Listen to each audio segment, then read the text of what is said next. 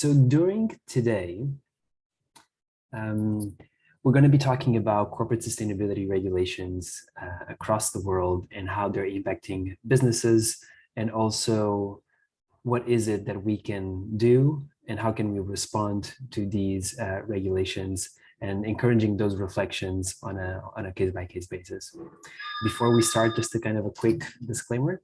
The information that we provide in this presentation is as is. So while we've made all efforts to provide you with accurate and complete information, we make no guarantees and disclaims that all warranties that the information provided in the slides are accurate or complete. We have no control or no duty to take action regarding how you might interpret this data.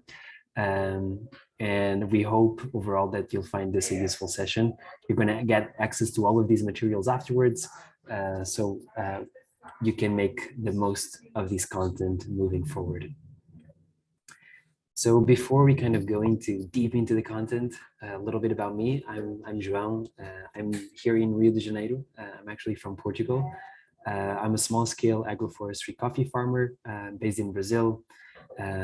Across the years, I've worked in civil society organizations, in business schools.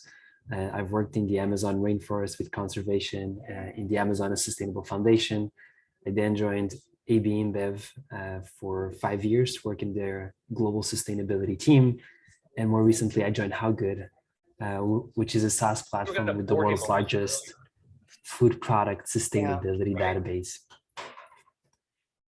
HowGood, we've spent the last 15 years mapping global supply chains, and not just global supply chains, but also the regulatory landscape that has been shifting quickly, especially in the last couple of years. And we've created a data set that draws from over 550 different sources to assess thousands and thousands of ingredients across multiple sustainability metrics and over 2 million consumer goods. And it's based on this experience, right? The need to have systems that allow companies to track the evolving sustainability legislation, that we've decided to bring this workshop for you today. So with that, today it's about education and self-reflection. It's not so much about telling you how you should react to the evolved regulatory landscape, but it's really about prompting reflection within your company, within your team, of how you can best respond to these shifting landscapes. 2, it's an eye-level overview. So it wasn't our purpose to track every possible sustainability-related legislation that is out there. We had a very specific focus that we're going to be share very soon. And 3rd, it's a starting point. So we hope you accept our invitation to keep tracking these regulations. So we make sure that in future sessions like this, we can bring an even more complete picture going forward. Finally, thank you to each and every one of you for joining this session. The regulatory landscape can be a powerful force to drive the type of sustainability transformation that the world needs. And we're excited to partner with you on that journey. So with that said, we would like to make this presentation as interactive as we possibly can. So we're going to have a couple of moments of interaction where we're going to be asking for your opinion and also inviting you to co-develop and co-create content with us.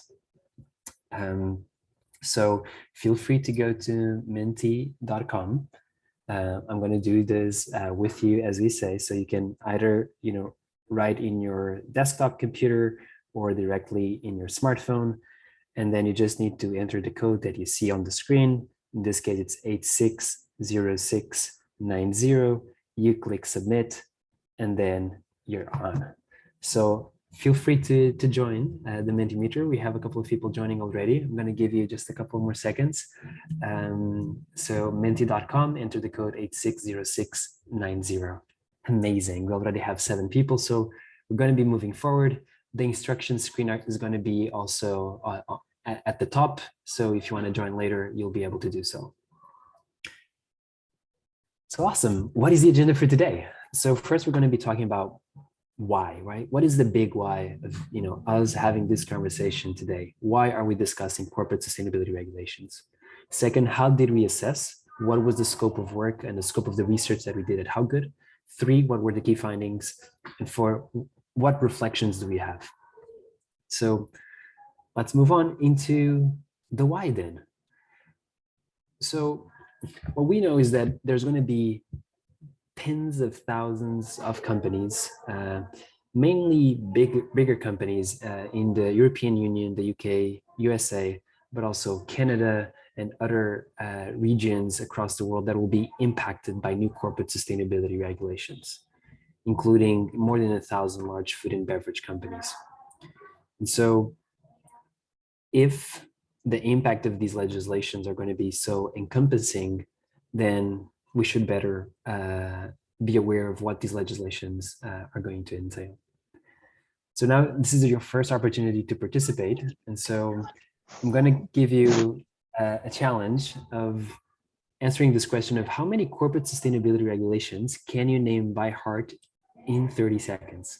Okay, you don't need to unmute yourself, but just go for it, right? How many can you name by heart?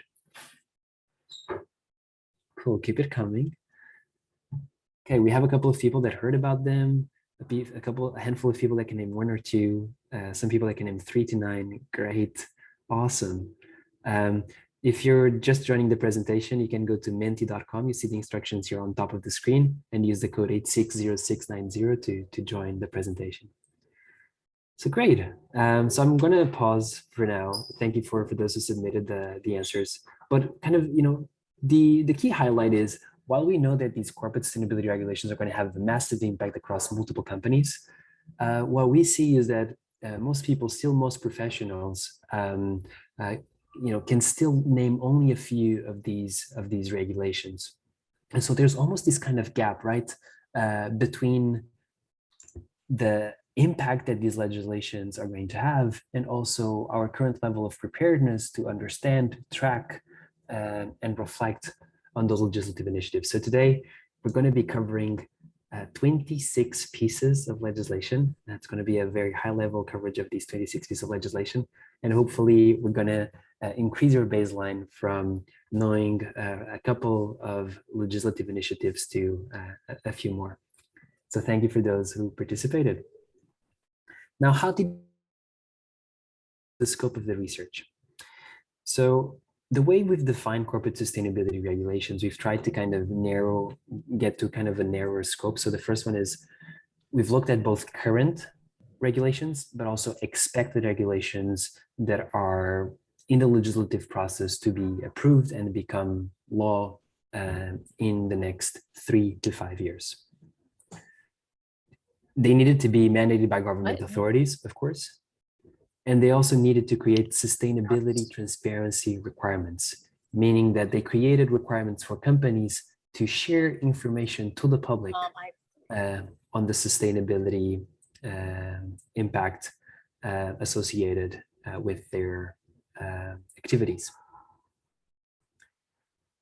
Now, what was the methodology? We've mapped 26 of these regulations. We analyzed each regulation across 20 parameters, and we summarized key findings in a shared document.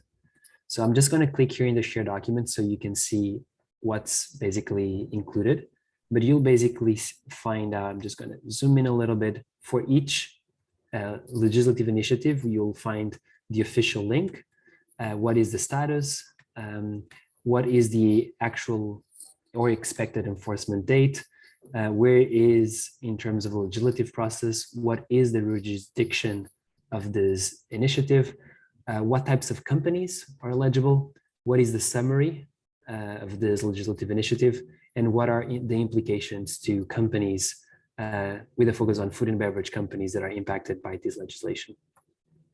So it's really focused on, you're going to get access to the spreadsheet after the webinar today. And so feel free to use it moving forward.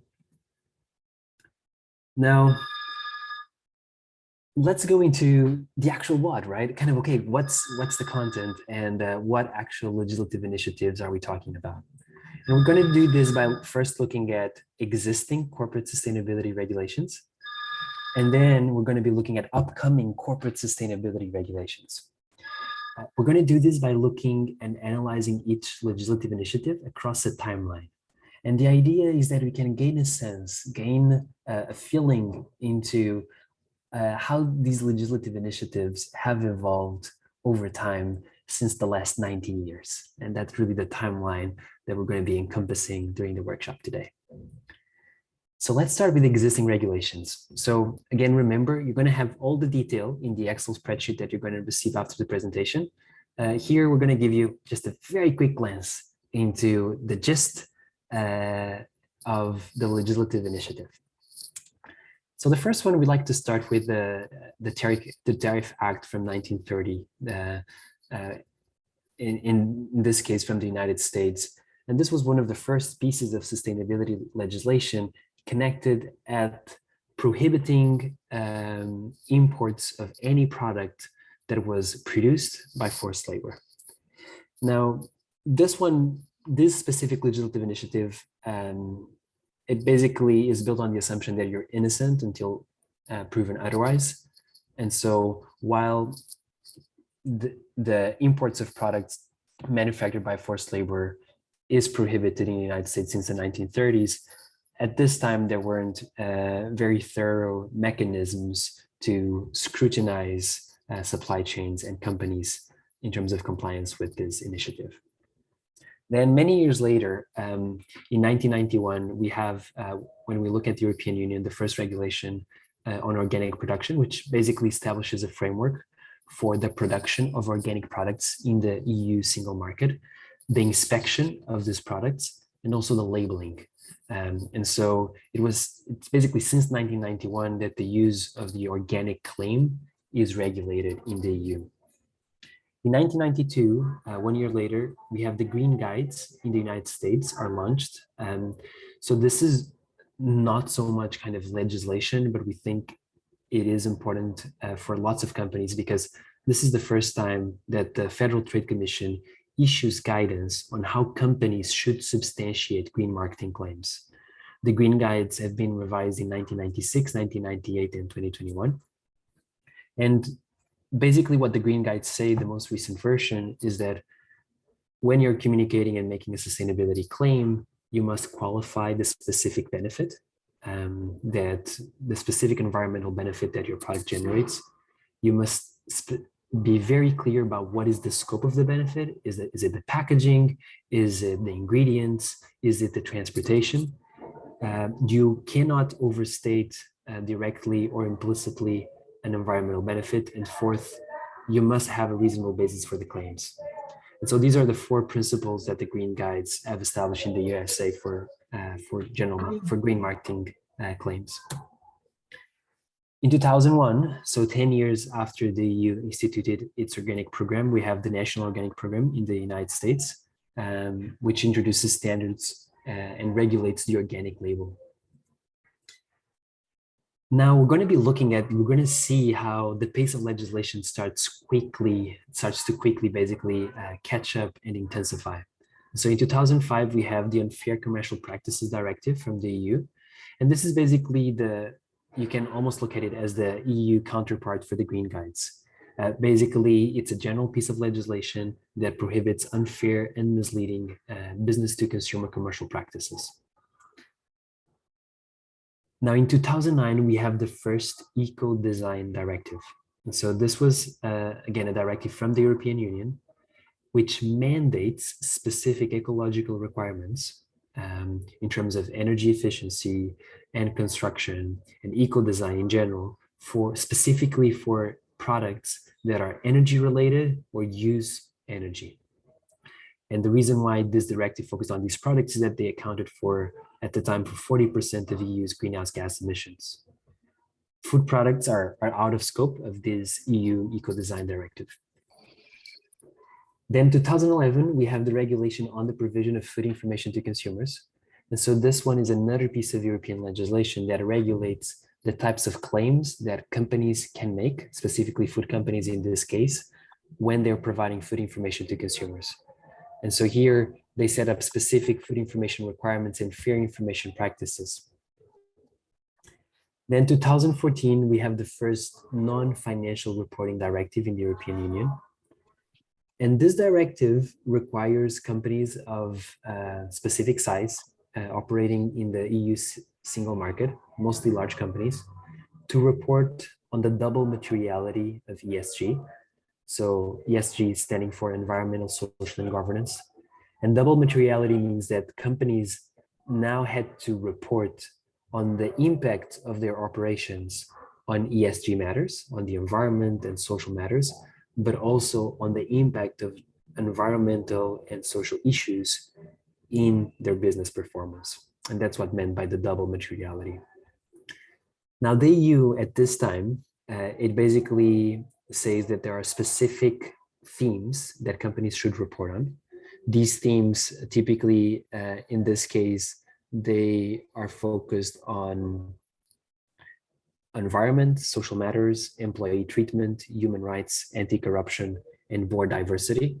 So these are the themes that basically the EU with the non-financial reporting directive mandates companies to report on. And then over the next 1 to 3 years, the European Commission provides non-binding reporting guidelines for these topics. Now, what will happen is that none of the companies or very few companies have followed the non-binding reporting guidelines from the European Commission. And you'll see that this is one of the main reasons why the European Union is planning a more strict approach moving forward. Then 2015, we have the Modern Slavery Act in the UK. So the UK was a pioneer in terms of this type of legislation. And the Modern Slavery Act requires companies to publish on an annual basis an annual statement on how they measure and prevent slavery and human trafficking in their supply chain. What is interesting about this one specifically is that first, it introduces the obligation to track these types of risks, and introduces this obligation not just for the company's operations, but for the entire supply chain. Then in 2016, we have the first, the EU starts issuing guidance on the application of the Unfair Commercial Practices Directive. And so this is the first time that the European Union starts issuing specific guidance for green marketing claims. In the case of the EU, it's very similar to the green guides from the United States. They say that green claims must be clear, specific, accurate, non-misleading, and evidence-based. Then 4 years later, 4 years after the UK has launched its Modern Slavery Act, Australia, inspired by the UK, launches its own version of the Modern Slavery Act, which is very, very similar, requiring Australian companies to publish an annual report on how they measure and prevent modern slavery in their supply chain. Then in 2020, when President Trump renegotiated the North American Free Trade Agreement and replaced it with the United States, Mexico, Canada trade agreement, he also included a clause, it was included in the clause of the trade agreement, the prohibition of importing any products produced by forced labor into Mexico, Canada, and the US. Then now you'll see that we're going to get more and more pieces of legislation in lower and smaller bits of time. So in 2020, we have the taxonomy regulation in the EU. And so what the EU strived to do with this regulation was to set up a taxonomy, basically a classification of what can be considered a green activity in the European Union. And then it basically requires entities, mostly financial entities, to disclose the share of activities and the investments they have that are aligned to this taxonomy. One of the things that is interesting to note for those that work in food and beverage companies here on the call is that food is excluded of this taxonomy. The food system is accountable for roughly 1/3 of global greenhouse gas emissions. And so that might be part of the reason. Finally, in 2021, we have the Sustainable Finance Disclosure Regulation. And here it was a regulation that the European Union set forth because it was seeing a growth in greenwashing of financial products. And so they've started issuing and imposing sustainability disclosure requirements for financial entities at both the financial entity level, and also the financial product level. And so while this might not affect many companies directly, it will affect them indirectly because it imposes disclosure requirements for your investors. Then in 2021, just last year, the EU launched its climate law, which basically puts into law the goal of the European Union to reduce greenhouse gas emissions by 55% by 2030 and to become climate neutral by 2050. Then the European Union continues providing additional guidance on green marketing claims. And then in 2022, we see the US putting forth the Uyghur Forced Labor Prevention Act. What is interesting about this one, the UFLPA, is that it establishes a presumption that goods produced in a specific region, and the Uyghur region in China, cannot be imported to the US. Now, companies, they might request an exemption to the Customs and Border Protection Authority, but it basically, what this legislation says is, look, if you're importing from this region, we're going to assume that it was manufactured using forced labor, and then you need to prove otherwise. So it basically, instead of assuming you're innocent until you prove otherwise, you're basically, we're assuming that products from that region are assumed to be manufactured with forced labor unless you can prove otherwise. And then in the end, what we're seeing is that while the European Union and also the United States are kind of in many aspects leading in terms of new corporate sustainability legislative initiatives, what we're also seeing is that this is not something exclusive to the US or the European Union. And so in this case, we also see in 2022, this year, the Singapore Stock Exchange issuing specific guidance on basically making to any company that is listed in the Singapore Stock Exchange climate reporting mandatory on a comply or explain basis. And the idea is that this will become a compliance requirement in the next couple of years. So you can see this is basically like an arc of existing regulations. One of the things that is also interesting to see is actually looking at, okay, let's look at a 3 to 5 year horizon and seeing what are some of the regulations that are on the pipeline with a focus in the EU. So the first one is the Modern Slavery Act in Canada. So Canada is following the example of the UK and Australia and launching its own Modern Slavery Act. We also see the EU launched a proposal for a corporate sustainability due diligence directive that is expected to enter into force anything between 2024 and 2027. So all of these regulations that you're seeing, they are at the proposal stage. We don't know if they're going to become law, but they are far in the legislative process.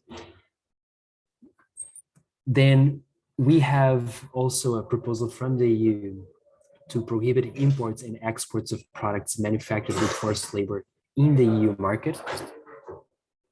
And then we have the EU Corporate Sustainability Reporting Directive, which basically imposes sustainability reporting standards to companies of a given size operating in the EU market that meet a specific employee count and also turnover in terms of revenue in the EU market. We're going to be doing a deep dive on a couple of these, so I'm not going to go too deep into some of these. Then 2024 and 2027, we're going to also have a proposal for an eco-design regulation. This basically builds and expands on the 2009 eco-design directive that we saw before, and will set up new requirements across 7 new eco-design topics. But again, food is excluded as a category. Now, also very far in the legislative process, the proposal for a regulation on deforestation-free products. So this actually just a couple of months ago, the European Parliament approved this proposal for regulation and is moving forward in the legislative process in the EU. And this specific proposal will prohibit the sale and imports of commodities that are associated with deforestation. One of the things to note about this regulation is if it's approved based on the current language, it will require companies to also conduct due diligence on deforestation risk in their supply chain for specific commodities. And it will require companies to give specific GPS coordinates for the areas and the suppliers from which they're sourcing those raw materials that have a risk of being associated with deforestation. So I know that some of the people here on the call and some of the companies here on the call have already started receiving requests for GPS coordinates.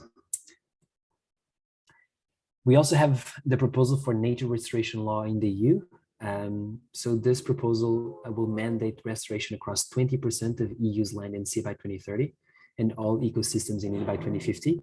This legislation is targeted to member states, but companies are bound to be impacted by it for the sheer size of the land area that they work with. And finally, we also have the security and exchange rules for climate disclosure. For a lot of our US colleagues, we've seen the Security and Exchange Commission issuing a proposal that will require public companies to disclose extensive climate information, including Scope 3 GHGs. Then we also have the EU Green Claims proposal. So whereby the European Commission, so this one is not in the proposal stage, this one is in the drafting stage. Okay, so this one is one that is really a little bit more in the initial stages of the legislative process. But here, what the European Commission is looking to do is to propose that all green marketing claims must be substantiated in the EU single market using a standard method, which would be the product environmental footprint or the organizational environmental footprint created by the Joint Research Committee at the request of the European Commission. So the bottom line of this proposal, if it goes forward, is that green claims will have to be substantiated using a standard method in the EU. And I think the last one that I'm going to be covering today is the front of pack sustainability labeling directive, where the European Commission is proposing a mandatory sustainability food labeling framework by end of 2024. So it's very EU heavy pipeline looking at the future, but you can see some of the things that are on the pipeline moving forward. We're going to do now a deep dive on 3 pieces of legislation that a lot of our partners at HowGood have been asking HowGood for more information and also for solutions to meet the requirements presented by these new legislative initiatives. So the first one we're going to be looking at is, and you should be seeing it momentarily, give me just a second, is the proposal for a corporate sustainability reporting directive. And so in this case, the corporate sustainability reporting directive of the EU that we've mentioned before, it's applicable to all large companies and all companies listed in regulated markets. And the implication is that sustainability reporting assurance will become mandatory. It will introduce mandatory EU-wide sustainability reporting standards. These standards must follow the guidance of EFRAG, the European Financial Reporting Advisory Group, and companies will have to introduce sustainability information as part of the management report. So one note on EFRAG's sustainability reporting standards, they're still in the draft stage, but they include 137 specific disclosure requirements across all of the themes that you see here, from climate change, pollution, and water and marine resources to affected communities, consumers, and end users.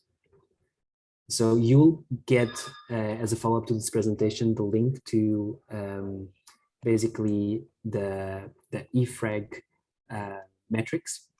And you will find basically a list of all the EFRAG metrics that are currently in the draft stage. But the bottom line is it's a lot of metrics. It's a lot of metrics. Deep dive number 2, corporate sustainability due diligence directive. This one, it's going to be focused on companies in the EU with more than 250 or 500 employees, depending on your sector. It is also applicable to non-EU companies. And you'll find on the left-hand side all the high-level implications that this directive will have for you. You'll basically have to carry out human rights and environmental due diligence across the value chain. You're going to have to monitor these actions on a regular basis. And one of the things that is really interesting is that you can see the point number 5, companies will be mandated to adopt a plan aligned to keeping global warming to 1.5 degrees. So basically, these directives, if approved, will require companies to set science-based targets as table stakes to operate in the EU market. And finally, deep dive number 3, the rules from the SEC. So this one would be applicable to any public company in the US. It basically requires companies to issue a series of information to investors on how they govern climate-related risks, the impact of those risks in their business. The pieces that are maybe a little bit more material for a lot of the companies here on the call is that it makes reporting scope 3 emissions mandatory if these emissions are material. Of course, this is going to depend a lot on what is the materiality threshold that is going to be decided for what makes scope 3 emissions material. But still, it's a quite relevant piece of legislation.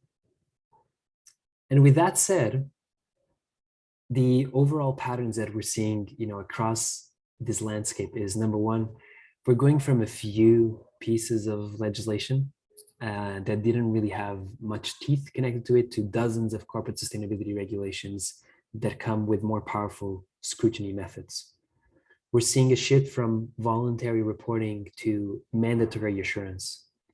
We're seeing a shift from optional guidance to mandatory standards. We're seeing a shift from a handful of metrics to hundreds of metrics, right? You just saw that EFRAG is proposing 137 metrics, standard metrics for any large company operating in the EU market. We're seeing a shift from separate to integrated reporting, from single to double materiality. So talking both about the impact that our activities have on social and ecological landscapes and the impact of climate and environmental and human rights risks on your business and finances. And we're also seeing a shift from general to granular data, right? We've just seen that the regulation on deforestation-free products is asking companies for GPS coordinates for the areas from which they're sourcing raw materials that have a significant risk of being associated with deforestation. And so traceability and that kind of last mile data is becoming only more important. So with this said, I'm just going to pause here for a second and look at the questions that we have here. So the first question is from Derek. Have there been any fines or actions levied as a result of companies not complying? For sure.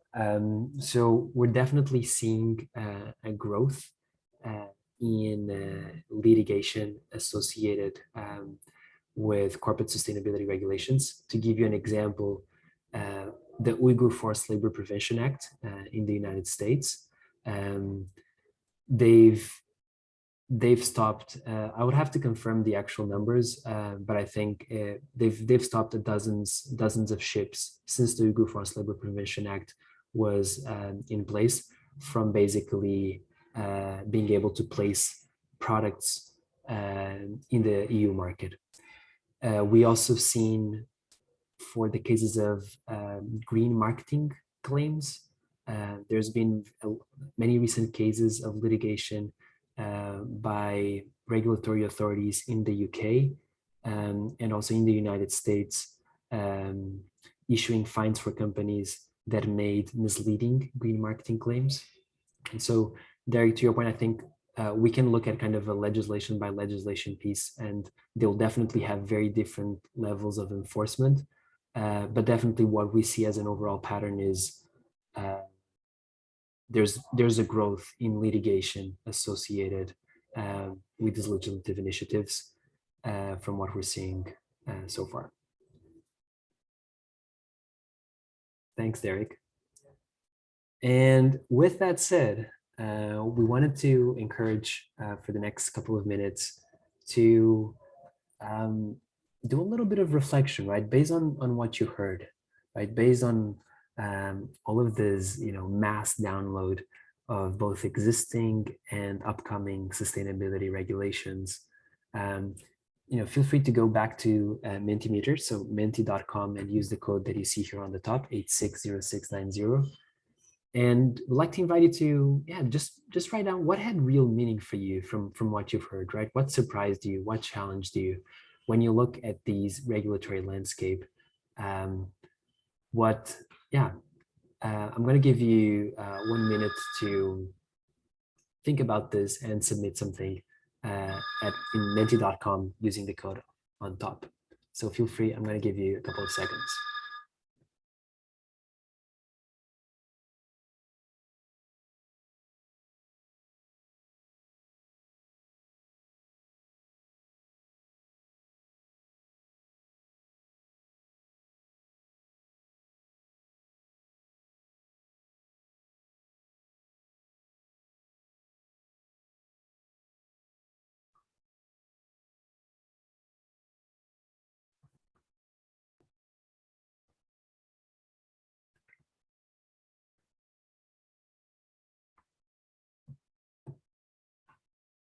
So with that said, I'm just going to maybe pause here for a little bit and ask if there are any questions or comments. We're seeing some of the comments coming up. Thank you for those who are submitting. So we have questions on what are the most promising candidates for the climate labeling regulation are, the eco score, or are we missing certain requirements? We're looking, I can kind of start speaking to some of these on the candidates for the climate labeling and the food eco labeling legislation.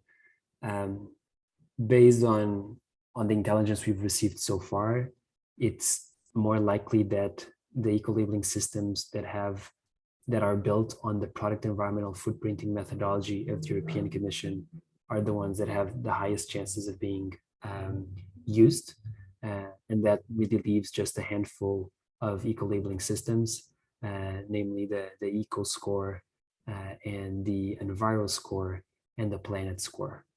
And so those are some of the of the eco labeling system that we're seeing that more closely aligned to the EU legislation.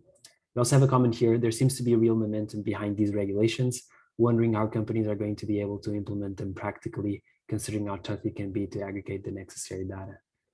Absolutely. I don't know who kind of submitted this comment, but I think what we're seeing is there is this growing tension between the sustainability requirements, the sustainability transparency requirements, and just the company's sheer ability to basically gather this data and make it available. We're also seeing a very strong upward pressure in the supply chain, where basically each company is forcing their suppliers to give them this information. And so there's kind of also this, the upward you are in the supply system, the more pressured you are for this kind of data. Great. So thank you everybody for submitting your comments.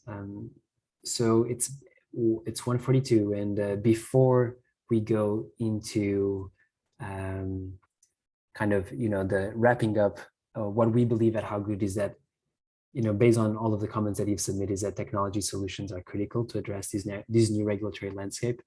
That technology is critical for us to be able to harmonize the new needs for sustainability data with the company's ability to provide this data to the stakeholders and the regulatory authorities that are demanding it. And so before we go actually into the next steps, I'm going to pause here for a couple of seconds to basically, if anyone has a comment, an idea, an insight, a contribution that would help us reach a deeper level of understanding on this corporate regulatory landscape, please feel free to unmute yourself and contribute.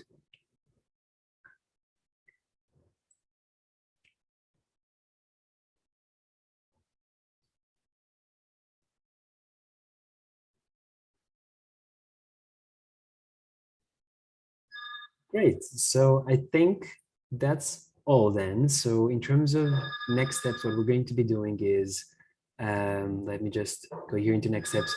We will send the documentation to all the participants that you've seen here. If you use this content, please attribute it to HowGood so we can keep doing this work. And also let us know if you hear about additional regulations connected to the scope of research. We do these workshops on a regular basis. This has been the third workshop on corporate sustainability transparency that we've provided. And so we're looking forward to do more and updating all of these materials as we go. So with that, thank you. Feel free to follow me on LinkedIn. You have here my LinkedIn profile, and we're posting regularly. Also, feel free to follow HowGood, as as Leah said, and circling back to Leah's initial comment, we have a series on the regulatory landscape that you're all invited to join. And yeah, and thank you everybody, and thank you for the comments in the chat. And looking forward to